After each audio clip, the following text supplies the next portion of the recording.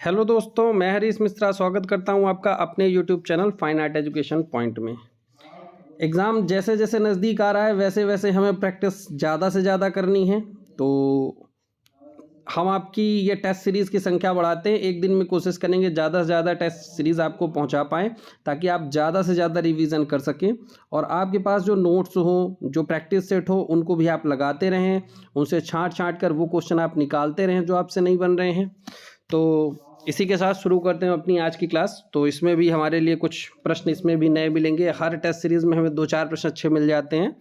तो पहला प्रश्न है हमारा, निम्न में से किस देश में शिवाला तेजा सिंह मंदिर नाम का प्राचीन हिंदू तीर्थ स्थल स्थित है?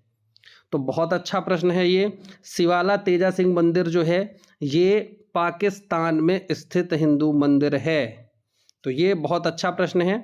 शिवाला तेजा सिंह मंदिर किस देश में है? तो पाकिस्तान में है। वास्तुकला, चित्रकला और मूर्तिकला का उत्तम संगम कहाँ है?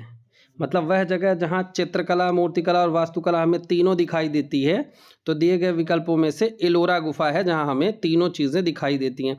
जबकि अगर अजंता होता तो अजंता में भी हमें वास्तुकला, चित्रकला और मूर्तिकला का संगम दिखाई देता है। तो यहाँ पर राइट आंसर एलोरा हो जाएगा। अगर अजंता होता तो अजंता में भी इन तीनों चीज़ों का संगम दिखाई देता है।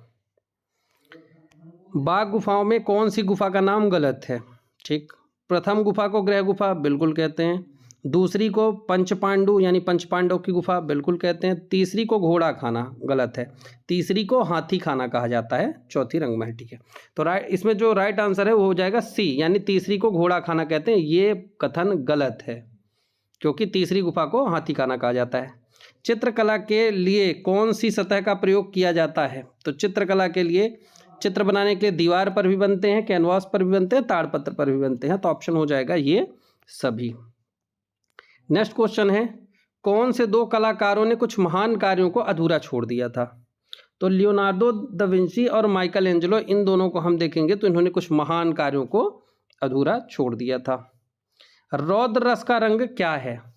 तो रौद्र रस क्रोध, क्रोध में चेहरा लाल हो जाता है। तो राइट आंसर हो जाएगा रौद्र रस का जो रंग है वो लाल है। किस कलाकार ने भारत माता नामक चित्र का सृजन किया? तो भारत माता नामक चित्र अवनींद्रनाथ टैगोर के द्वारा बनाया गया था और साथ ही साथ भारत माता का एम.एफ. हुसैन ने भी बनाया था, जो कि विवादित था। तो भारत माता यहाँ दिए गए विकल्पों में अवनींद्रनाथ टैगोर का चित्र है। Right answer Abanindranath Tagore. अमृता शेरगिल के निम्न में से किस चित्र पर भारतीयता की झलक नहीं दिखाई देती है? ध्यान रखना, प्रश्न जब हम पढ़ते हैं तो जल्दबाजी में नहीं शब्द हमें नहीं दिखाई देता।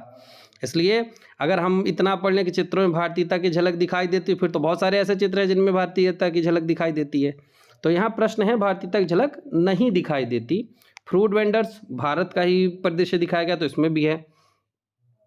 ब्राइट टॉयलेट, इसमें भी है भारतीयता की झलक। हिलमैन, इसमें भी भारतीयता की झलक है क्योंकि जो पृष्ठभूमि है वो भारतीय ही बनाई है। लेकिन स्लीप जो इनका चित्र है इसमें भारतीयता की झलक नहीं दिखाई देती। तो राइट आंसर हो जाएगा सी, स्लीप। लियोनार्डो दा विंची क्या थे? लियोनार्डो दा विंची अभियंता, वास्तुकार, मूर्तिकार, चित्रकार, ड्राफ्टमैन।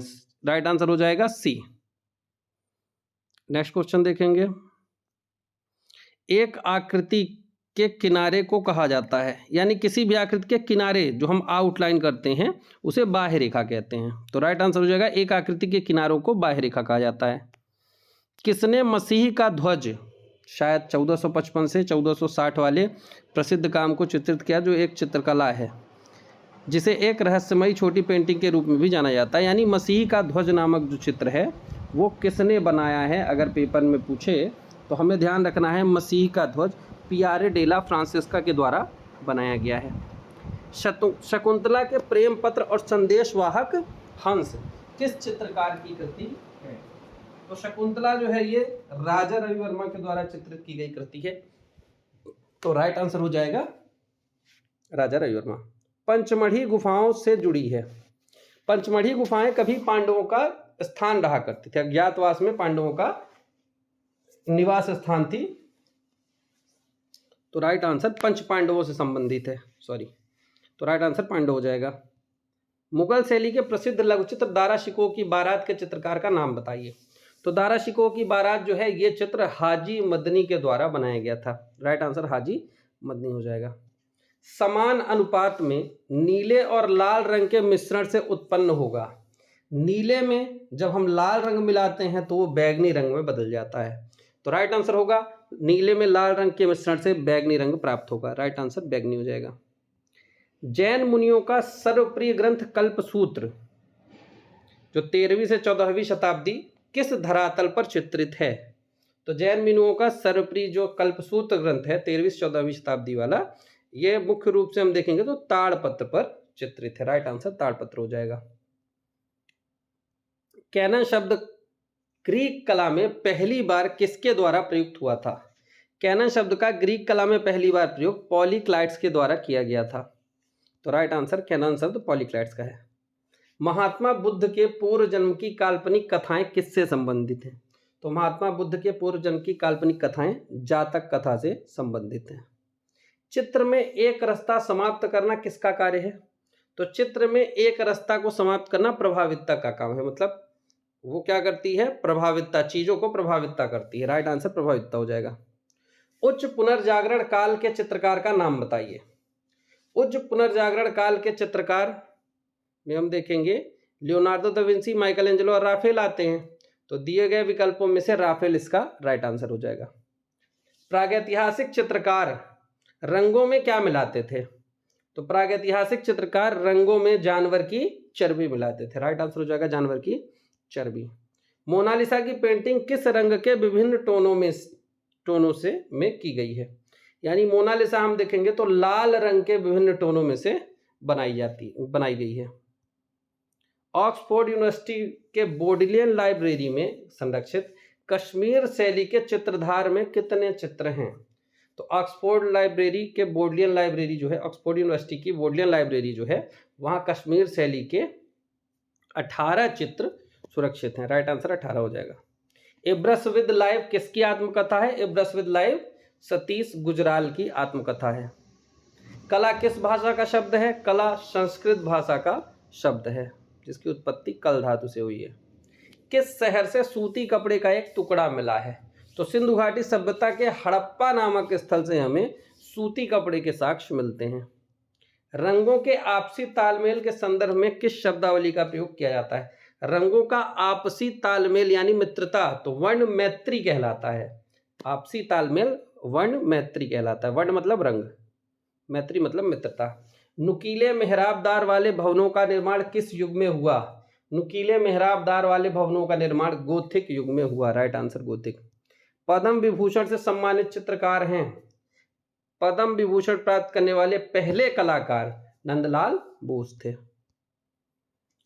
समान और सामंजस्य अवयवों की पुनरावृत्ति से उत्पन्न निरंतरता को कहते हैं। जब किसी चीज की पुनरावृत्ति होती है तो वहां पर लय आ जाता है। राइट आंसर हो जाएगा लय। जिसमें रंगों के साथ मोम को मिलाकर प्रयुक्त किया जाता है उस पद्धति को कहते हैं। जिसमें रंगों के साथ मोम मिलाकर प्रयुक्त किया जाता है उस पद्धति को कहते हैं एनाकॉस्टिंग। राइट आंसर हो जाएगा एनाकॉस्टिंग। अंतिम भोज जिसे लास्ट सपर के नाम से भी जानते हैं, यह लियोनार्डो दा विंसी के द्वारा चित्रित किया गया था। भारतीय लघु चित्रकला शैली की परंपरा कब अधिक फली फूली थी? तो 9वीं शताब्दी से 19वीं शताब्दी के मध्य लघु चित्र शैली की परंपरा अधिक फली फूली थी। पहली बार ईसाई चित्र कहाँ की भूगर्भ समाधियों की दीवार पर देखा गया? तो पहली बार ईसाई कला भूगर्भ समाधि हम देखेंगे तो रोम में दिखाई देती है। राइट आंसर हो जाएगा रोम। विहार गुफाओं का अर्थ क्या है? विहार गुफाओं का अर्थ है निवास हाल के साथ मठ, क्योंकि विहार गुफाएं बौद्ध भिक्षुओं का निवास स्थान थी। नेक्स्ट क्वेश्चन देखते हैं। रंगोली नामक लोक कला भारत के किस राज्य से संबंधित है? तो रंगोली जो है वो महाराष्ट्र की लोक कला मानी जाती है। षडंग का पहला अंग है। षडंग का पहला अंग रूप भेद है, क्योंकि रूप भेद से शुरू होता है। रूप भेद प्रमाण भाव लावण योजना सादृश्य वर्णिका भंग। सन 1947 में प्रोग्रेसिव आर्टिस्ट समूह की स्थापना किसने की? तो 1947 में प्रोग्रेसिव आर्टिस्ट समूह पैक ग्रुप की स्थापना सूजा ने की थी। राइट आंसर FN सूजा हो जाएगा। मैडोना का चित्र पकड़े हुए जहांगीर का चित्र किस चित्रकार ने बनाया? मैडोना का चित्र पकड़े हुए जहांगीर का चित्र अबुल हसन के द्वारा बनाया गया था। जहांगीर के जितने भी आप चित्र देखेंगे, जहांगीर के का कोई भी चित्र हो जिसमें जहांगीर टॉपिक है तो वो अबुल हसन का ही होगा। Right answer Abul Hasan. शिव तांडव शिल्प कहाँ स्थित है? शिल्प मतलब मूर्ति की बात कर रहा है, तो शिव तांडव जो शिल्प है वो एलिफेंटा गुफा में से, क्योंकि एलिफेंटा गुफा मुख्य रूप से शैव धर्म से संबंधित है। राइट आंसर ए हो जाएगा। फांत द गाम क्या है? यूरोपीय प्रागैतिहासिक काल जब हम पढ़ते हैं तो फांत द गाम एक गुफा है। राइट आंसर गुफा। संचारी भाव कितने हैं? तो संचारी भावों की संख्या 33 बताई गई है। राइट आंसर 33 हो जाएगा। सिंधु घाटी के नागरिकों द्वारा कौन सी धातु बहुतायत में प्रयोग में लाई गई? देखो, सिंधु घाटी सभ्यता के लोगों ने कांसे की खोज जरूर कर ली थी, तांबा और टिन मिलाकर के उन्होंने कांसा बनाने की तकनीकी खोज निकाली थी, लेकिन उन्होंने जो ज़्यादातर धातु यूज में लाई है वो तांबा ही थी। तो इसमें बहुतायत में प्रयोग की गई धातु, तो राइट आंसर तांबा हो जाएगा। पीला और लाल रंग मिलाने से बनता है, तो पीले रंग में जब हम लाल मिला देते हैं तो वो नारंगी रंग बन जाता है। तो राइट आंसर हो जाएगा पीले में लाल रंग मिलाने से नारंगी रंग बन जाता है। निम्नलिखित में से कौन सा केंद्र प्रागैतिहासिक कला का केंद्र है? तो यहाँ हम देखेंगे होशंगाबाद, मिर्जापुर, आदमगढ़, उक्त सभी। तो ये तीनों गुफाएं प्रागैतिहासिक कला के केंद्र रहे हैं, तो राइट आंसर हो जाएगा उक्त सभी। सीलिंग ऑफ सिस्टाइन चैपल को कौन चित्रित किया है? सिस्टाइन चैपल की जो छत है उसे माइकल एंजेलो के द्वारा चित्रित किया गया है। राइट आंसर माइकल एंजेलो हो जाएगा। नंदलाल बोस ने हरिपुरा कांग्रेस के तंबू में क्या चित्र बनाए हैं? तो हरिपुरा कांग्रेस भारतीय ग्राम्य जीवन, और फिर मैंने बताया कि इसको कई तरह से पूछा गया है, तो यहाँ पर दिए गए विकल्पों के अनुसार ये हो जाएगा। यहाँ पर तंबू में क्या चित्र बनाए हैं? नंदलाल बोस ने हरिपुरा कांग्रेस के तंबू में क्या चित्र बनाए हैं? तो यहाँ पर पोस्टर सही होगा, क्योंकि जो भारतीय ग्राम्य जीवन है उनके पोस्टर बनाए गए थे, तो राइट आंसर पोस्टर होगा। ठीक है, लेकिन एक बार प्रश्न आया है वहां व्यक्ति चित्र भी सही किया गया है, तो ऐसी स्थिति में दोनों में से कोई भी एक हो सकता है। तो ये पोस्टर है, तंबू में क्या चित्र किया गया है, क्योंकि प्रश्न भी क्लियर नहीं है। विषय पूछता तब पोस्टर ना होकर के व्यक्ति चित्र होता, विषय इसने पूछा नहीं है। तंबू में क्या चित्र बनाए गए हैं डायरेक्ट प्रश्न किया है, तो इसमें से वो अब कोई भी मान सकता है आंसर, चाहे पोस्टर मान लेगा चाहे व्यक्ति चित्र मान लेगा, इन्हीं दोनों में से कोई एक मान सकता है। प्राथमिकता पोस्टर को देनी है। प्राथमिक रंग को द्वितीयक रंग से मिलाकर बनाए गए रंगों को कहा जाता है। तो प्राथमिक रंग को द्वितीयक रंग से मिलाकर बनाए गए रंगों को प्राइमरी में सेकेंडरी में मिलाते हैं तो टर्शरी कलर तृतीयक रंग बनते हैं। और तृतीयक रंग कौन से होते हैं? तृतीयक रंग रसेट, सिल्टन और ऑलिव होते हैं। सिस्टीन चैपल की छत किस देश से संबंधित है? तो सिस्टीन चैपल की छत जो है वो यहाँ पर रोम से संबंधित हो जाएगी। राइट आंसर रोम हो जाएगा। कलाकार का नाम बताइए जिसका जन्म 7 अगस्त 1871 को हुआ था। देखो, कलाकार जितने भी पूछे गए हैं प्रीवियस ईयर में भी आप उठा करके देखेंगे तो जो बंगाल शैली के कलाकार हैं, खासकर रवीन्द्रनाथ, अवनींद्रनाथ, नंदलाल बोस, यामिनी राय, इन्हीं में से प्रश्न पूछता है, इनकी डीओ भी अगर पूछता है तो यहाँ पर आ जाएगा कि 7 अगस्त 1871 को अवनींद्रनाथ टैगोर का जन्म हुआ था। राइट आंसर अवनींद्रनाथ टैगोर हो जाएगा। रंगत के हल्केपन व गहरेपन को का घोतक है? तो रंगत के हल्केपन व गहरेपन को तान कहते हैं। राइट आंसर हो जाएगा तान।